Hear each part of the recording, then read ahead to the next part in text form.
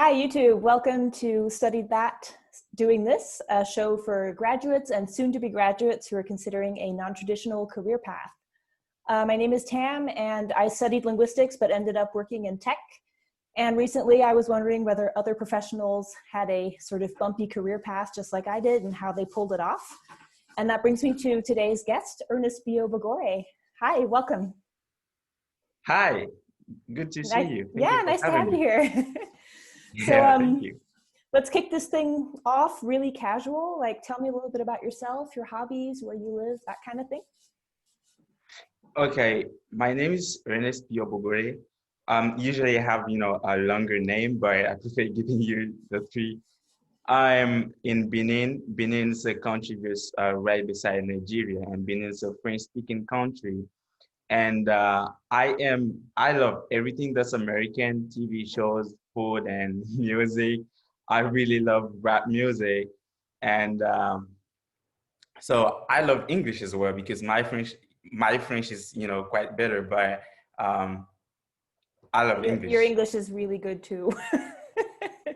I hope so. Yeah, but for somebody who grew up in a French environment, English has been a real, you know, it really played a good role in me being here today. So yeah, It's very important so professionally, yeah. yeah, yeah. So speaking of I professionally, can you maybe tell us what you do now for a living? Yeah. Okay. I am a copywriter for tech companies, but if I should talk about my niche, I'll talk about blockchain and cryptocurrency. So I help companies in the crypto and blockchain industry tell their boring stories in a way that even a baby can understand. So this is what I do every day. And so I've studied agriculture, but I'm a techie. So here I am. Yeah.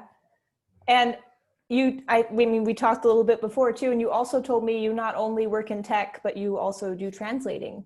So like how much of what's your day-to-day like? Is it like several different clients or how do you go about it?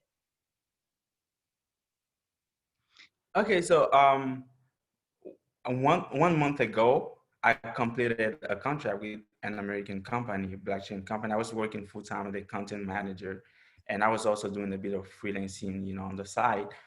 So right now, I am completely going full time freelance, and my day to day looks like this. Every morning, I get to check if I have a call with a client. If I don't have a call, then I have a to-do list that I have to stick to, and are mainly, A/B test email copy, read email copy, read website copy, read also case studies. I really love reading case studies, and sometimes blog posts. This is what I do every day.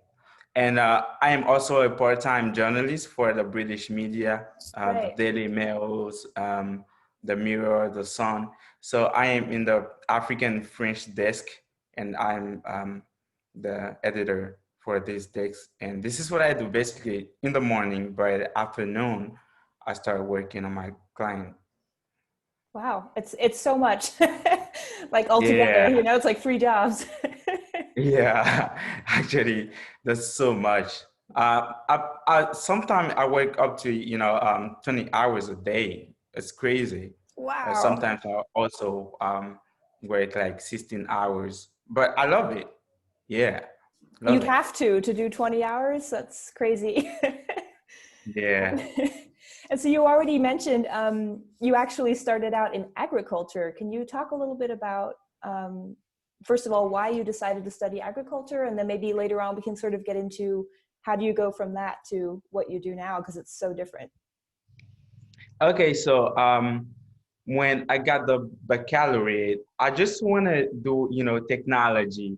But the thing is, in my country, the colleges where, technology is offered as a program, these colleges are really expensive, and it wasn't really an option for me. Okay. So And agriculture's a cheaper program to do?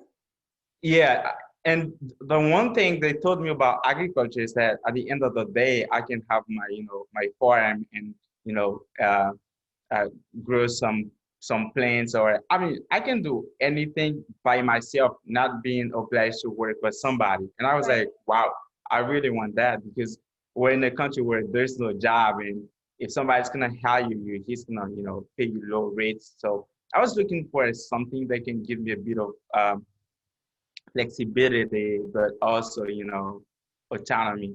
So I went to the agriculture department, and 3 months later, I realized that I didn't know it. Yeah, but I was already in it, Yeah. so I had to deal with it. But Yeah, right, you switched your major pretty quickly, right? So you went into more sort of social sciences? yeah. Within the agriculture department, there are different, departments. So I, I don't, it's not like I don't love animals, but I didn't want to spend all my days with animals. So I didn't go that way. And I don't also love, being in forest, dealing with trees or, plants and all that. So I didn't go that way. The only option that was left was sociology and economics, but this was applied to rural environment. We're taught to learn how, the farmers, how the people in the rural areas, how they think, what makes them adopt a new innovation, or what makes them do this or that. And I was really fascinated by the social part of it. Then I Yeah, went it sounds there. really interesting. Yeah, yeah. And then at this point, when you knew your direction a little bit, were you already thinking about particular jobs after you graduate, or did you already know I'm going to do something totally different? Like, what was your plan at this point?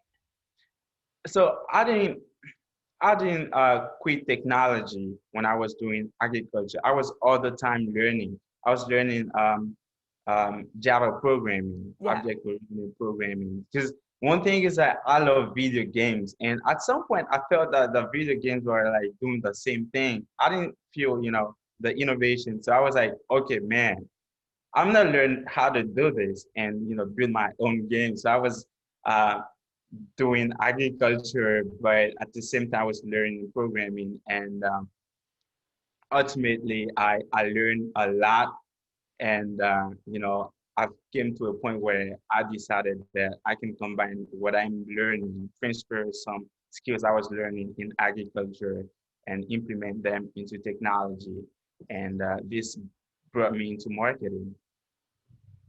And when you say you were learning, like, were you just doing this all on your own, or were you taking like night classes, or how were you doing that?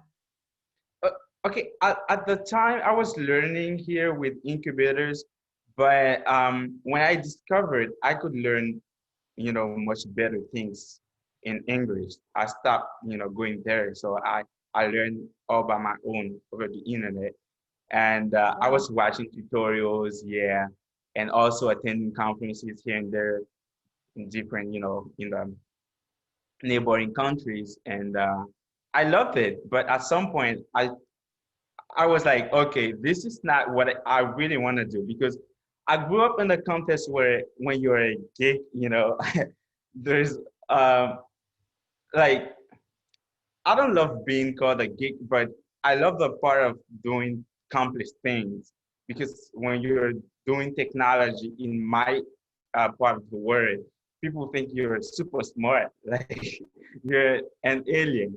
So I grew up in that environment, but very quickly I realized that this was not what I wanted to do, because I loved it, but it wasn't really what I wanted to do. Once you graduate and you have your degree basically with agriculture and your specialization, and then you're like a self-taught programmer as well, but you're also not a geek and you're interested in marketing. So like after graduation, what are your first steps? What do you do?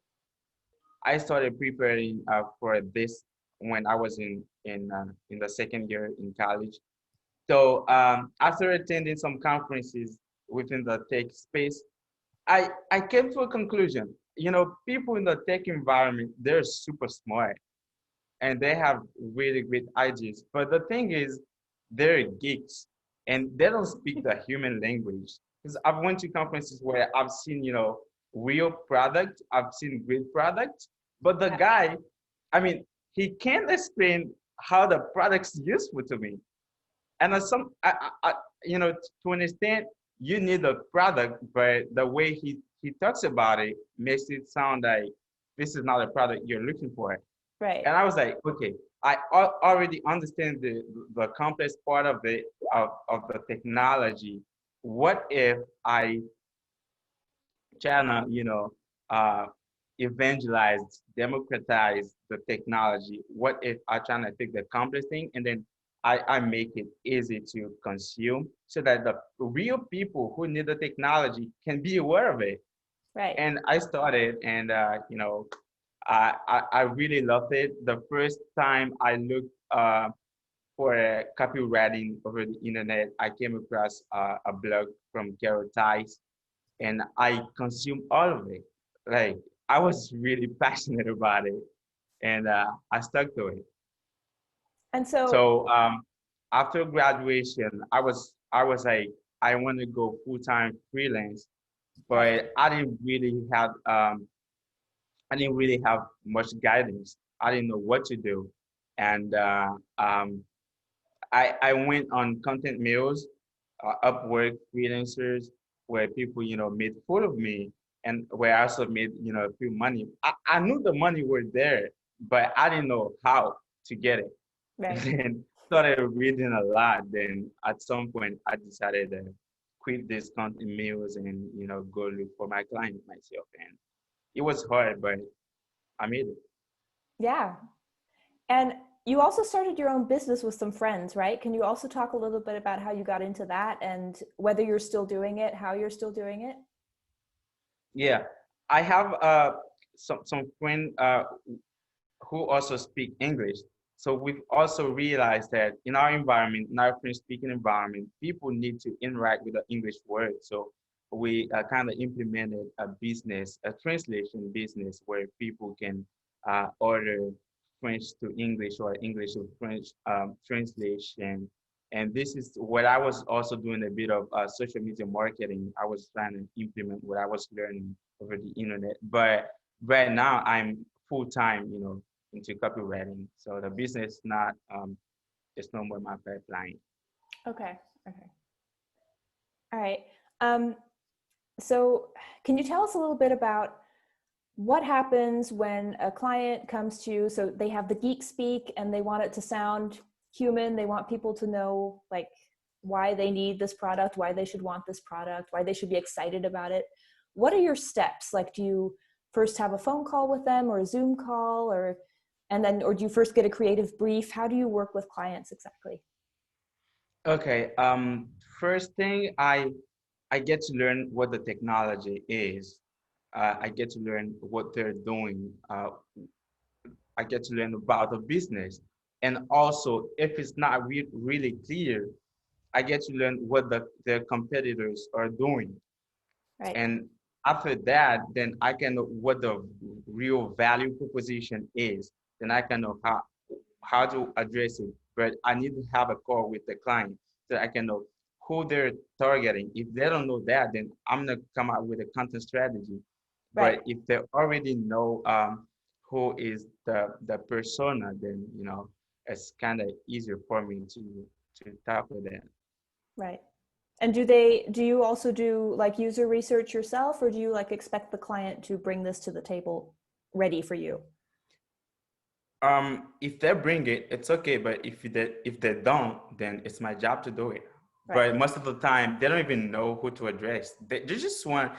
Most of the people they just want to, you know, fill their website with blog posts, and I'm like, okay, everybody can create content, and there's a sea of content on the internet. You can't just create content and expect, you know, some results. So Yeah. I'm like, we can be strategic. We can learn what people are doing and do things that are gonna get you, you know, better results. Right. Right. Um, is there anything from your studies that you see working for you in your day to day? Like, is there a transferable skill you can think of, or like you think, oh yeah, I actually learned that in my studies, but I use it now in copywriting?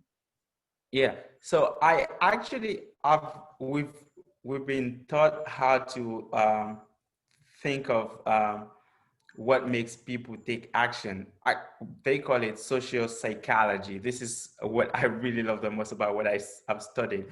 When you're creating content and your content is supposed to, drive some result, one thing that's important and part of the job is to master the psychology of the people who are going to read it. Right. So if you don't know something about that, then your content would just be another piece of content among the billions of content that we have out there. So basically, every day I get to learn how the people I am addressing to think, how what makes them take action, what makes them do this, what drives them, and according to that, I can customize my content and design it in a way that it can interact with them. Right. And I've also learned a bit of marketing, but I'm not gonna say it's a piece of crack because marketing in a paper is different from marketing like when you're doing it. This because theory is not practice at all. It's Yeah. two different things. Yeah, but I can say I also transfer a bit of my marketing classes within my work all the time. Yeah. Yeah. And so, if you could go back and do it all over again, would you still do agriculture and then go towards the social sciences, or would you do something completely different? Or would you just from the beginning say, I'm going to do the internet classes, that's where I learn the most? What would you do? I wouldn't do agriculture. I would not. I would not, totally not. But I wouldn't also do technology. I wouldn't do that. Okay. Maybe, yeah, I would have done something more specific like psychology. And I'm, Right. looking forward to learn it. Maybe I'm gonna start another bachelor's, for Yeah. psychology. It's never Yeah, too late. yeah, I sure. mean, So I really love it. all right. So psychology, that makes sense. And I mean, it's really important for selling. It's really important for marketing. Yeah, yeah. Absolutely. Um, Maybe a question because you're a freelancer and getting into freelancing is just, it's so hard. Do you have any tips for like, how do you get new clients? Like if you go on a platform like Upwork or something and you're new, you just graduated college, you don't have a portfolio, what can you do to win like your first clients? Okay, the very first client is the hard one to get because people, when you're in a creative space, what people ask is not maybe your resume, but some sample of your work. And it's kind of intimidating because when you're talking to a client, he doesn't know you're a beginner. And you can tell him you're a beginner because you're looking to close a deal. Right. And he's gonna, yeah, and he's gonna ask you for some samples. So what I did back then was to create some pieces, and I had them on a Google Drive. But some clients they don't really like things that that are on a Google Drive. They want to have uh, a a live link, something Yeah. you've written on another blog or something like that. So there is this platform in the French tech space, panel. It's like Medium. Okay. Yeah. So I went there and I put together some pieces of content about technology. Then when somebody asks me, I just send them, the link and they can see all my articles. But I also, send them some Google Docs, and if they love it, then we can start. If they don't, there's this technique I've learned from Jacob Macmillan. It's like, hey, I'm maybe not an expert in this field, but I can take the risk and read a sample test. If you like it, you pay me. If you don't, then Yeah. you go with the other. Right. And it works. It works. Yeah. All right. Great tip. Thank you. Medium. I wouldn't have thought of that. Okay, great. And Yeah. while we're at advice, can you give our viewers maybe some books that you found inspiring for career advice, or some social accounts that you follow, some TV shows, whatever it may be, things that they can check out? Okay. Every day I get to read Seth Godin, his blog. Okay. And I also I'm part of a group where I learn from experts like Jacob Macmillan. and some other guys. But the books I'm reading right now, one of them is The Art of Not Giving a Fuck. I don't know if you know Yes. it. Yeah, it's an amazing book. It's by Mark Manson, and the other one is a book by Seth, and it's called This Is Marketing. Right. This is marketing. But also, there's this guy from South Africa, Vusi Tembekwayo, and um, he's a public speaker, and he's won the world championship of public speaking Oh, twice. wow. And now he's into venture capital, and he's really great when it comes to talking about business. So every day he has something like a podcast, but I prefer watching, his master classes on YouTube, and I learn a lot. It's kind of Cool. insightful. Really Oh, love it's it. on YouTube, so it's free. Yeah, it's free, totally free. This is Wow. what I love the most about YouTube. It really is amazing. Yeah. All right, Yeah. awesome. I think let's wrap up with like a take-home message, like your one key piece of advice. It can be for people who did agriculture, but it can also be more general, like people who are just starting out in their career. What would you say? How do you get into copywriting? How do you become successful? Okay. What I'm going to say is all about, any field. Like, you're not obliged to be, stuck with what you've learned at school. You're not obliged. You can, like people say, go outside the box and, try different things and see which of the thing fits with your goals, fits with your ambition. And then until you get to the point where you feel really at ease doing it, then be free to try everything, and do not put the money first. Just get the knowledge, be knowledgeable, and the money's gonna come after. Makes a lot of Yeah. sense. Thank you. Mm-hmm. All right, that's a really great Yeah. note to end on. Okay, so everything we talked about, all the recommendations you had, I'm going to link those all in the description, so feel free to check that out. I'll also put Ernest's LinkedIn profile in the description, so follow him for up-to-date recommendations and other books he's reading, so you're always up to date. And if you'd like to hear more professionals with sort of a bumpy career path talk about how they got where they are today, be sure to hit that subscribe button. And we'll see you next time. Thank you again, Ernest, for being here. That was really, really great. And yeah, thanks. Thank you for having me. Yeah. Really appreciate it. Bye-bye. Thanks, everybody. Bye.